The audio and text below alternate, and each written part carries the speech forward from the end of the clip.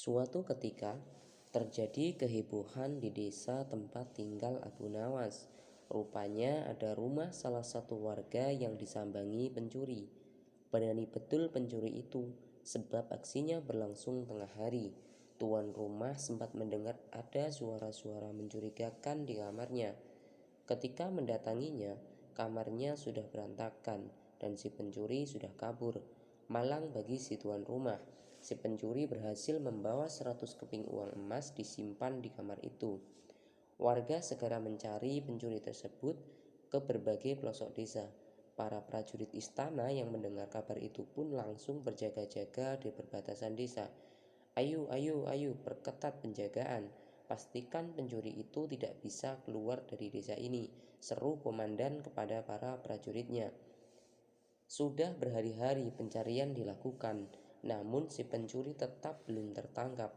Tuan rumah meyakini bahwa si pencuri bukanlah orang dari luar desa, melainkan salah satu warga di sana. Ia hampir putus asa, karena itulah ia memasang pengumuman bahwa ia rela menyerahkan separuh uang emasnya yang hilang bila si pencuri mau mengembalikannya. Namun si pencuri tidak menanggapi pengumuman itu. Kalau aku mengembalikan uang emas yang kucuri, bisa-bisa aku malah ditangkap. Lebih baik aku diam saja dan tetap berpura-pura tidak tahu apa-apa, batin si pencuri ketika mengetahui pengumuman tersebut. Si tuan rumah semakin stres karena uang emasnya tidak kunjung kembali, padahal ia sudah bermaksud baik kepada si pencuri, yakni rela memberikan separuh uang emasnya itu. Karena hampir putus asa, ia kemudian memasang pengumuman lagi. Siapa saja yang berhasil menemukan uang emasnya, maka berhak memiliki uang itu sepenuhnya. Ya, ia merelakan seluruh uang emasnya itu menjadi milik orang yang berhasil menemukannya. Sontak para warga berlomba-lomba untuk menemukan si pencuri. Namun rupanya hal itu sia-sia. Tidak ada satupun yang bisa menangkap si pencuri karena ia begitu lihai bersandiwara. Ia bahkan berpura-pura mengikuti sayembara sehingga tidak dicurigai oleh warga. Wah, bila Abu Nawas ada di sini, ia pasti bisa menangkap si pencuri. Dia kan cerdas dan banyak akal, ujar salah seorang warga saat sedang bersantai dan berbincang dengan tetangganya. Memangnya sekarang ia ada di mana? Tanya tetangganya. Ia sedang pergi keluar kota, tapi kabarnya besok pagi ia sudah pulang, terang warga tersebut. Mengetahui hal itu, si pencuri merasa cemas. Ia khawatir Abu Nawas akan mengikuti sayembara dan kemudian berhasil menangkapnya. Sempat terlintas dalam pikirannya untuk menyingkir ke daerah lain dengan membawa uang emas curiannya, tapi hal itu justru akan membuatnya dicurigai. Akhirnya ia memutuskan untuk tetap tinggal di desa. Keesokan paginya, Abu Nawas tiba di rumah. Ketika mengetahui ada sayembara untuk menangkap pencuri uang emas, ia sangat bersemangat untuk mengikutinya. Tuan, benarkah Tuan akan memberikan seluruh uang emas yang hilang kepada siapapun yang berhasil menemukan pencurinya? Tanya Abu Nawas memastikan. Iya, aku sudah pasrah dan ikhlas kehilangan uang itu. Tapi aku ingin pencuri itu bisa tertangkap sehingga jera dan tidak mengulanginya lagi, ujar tuan rumah.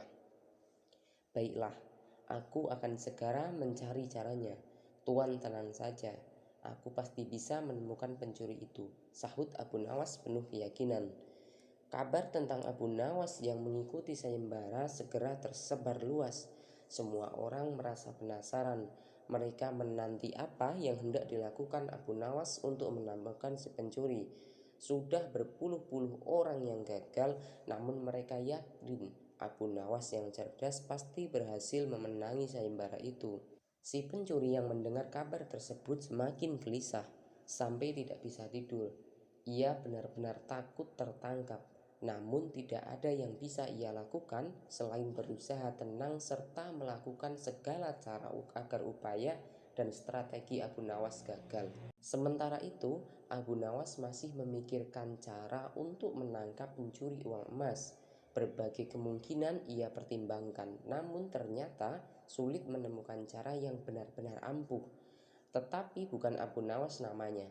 Kalau mudah menyerah, Tidak lama kemudian ia pun berhasil menemukan sebuah ide cemerlang. Tidak sia-sia rupanya ia memeras otak selama berjam-jam.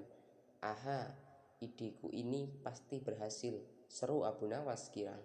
Ia bergegas menyiapkan segala sesuatu yang diperlukan untuk melaksanakan rencananya itu. Dengan cepat, ia mengumpulkan tongkat dalam jumlah yang besar. Panjang semua tongkatnya itu sama.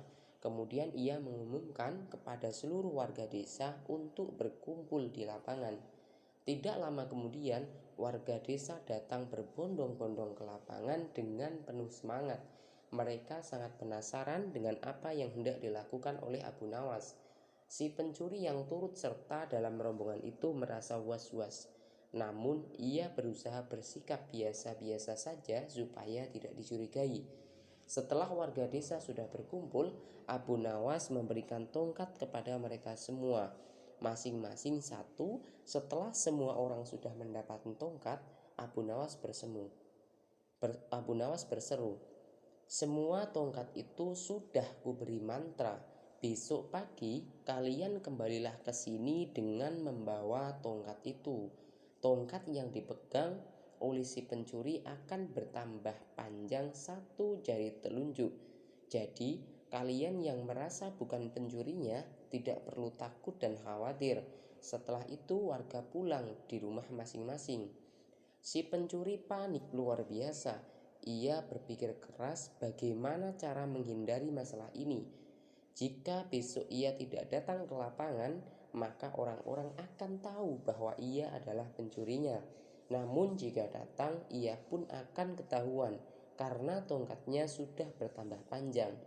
Si pencuri bingung bukan main, sampai tidak bisa tidur. Kemudian terlintas sebuah ide menarik di benaknya. Ia memutuskan untuk memotong tongkatnya sepanjang 1 jari telunjuk. Dengan begitu, esoknya tongkatnya akan tetap kelihatan seperti ukuran semula.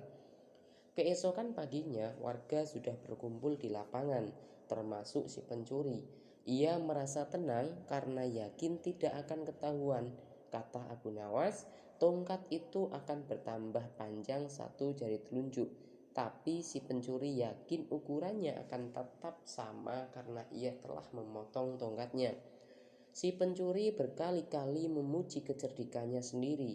Ia yakin bisa mengelabui Abu Nawas. Abu Nawas mulai memeriksa tongkat para warga satu persatu. Ketika tiba di hadapan si pencuri, ia langsung memanggil para prajurit untuk menangkapnya. Abu Nawas melihat bahwa tongkat si pencuri bertambah pendek 1 jari telunjuk. Abu Nawas sebelumnya memang yakin bahwa si pencuri pasti akan memotong tongkat tersebut karena ketakutan tongkatnya bertambah panjang. Akhirnya, si pencuri diadili dan dihukum sesuai dengan perbuatannya. Abu Nawas pun berhak menerima 100 keping emas. Sebagian dari harta itu ia sumbangkan ke panti asuhan dan orang-orang yang kurang mampu. Selain cerdas, Abu Nawas memang murah hati dan gemar bersedekah. Hikmah dari kisah ini, melakukan perbuatan tercela seperti mencuri akan membuat hidup kita tidak tenang. Kita akan dihantui oleh rasa bersalah. Selain itu, kita akan selalu merasa gelisah karena ketakutan perbuatan buruk kita diketahui orang lain. Nah, lebih baik kita senantiasa menjauhkan diri dari segala perbuatan tercela. Dengan begitu, hati kita akan selalu merasa tentram dan damai.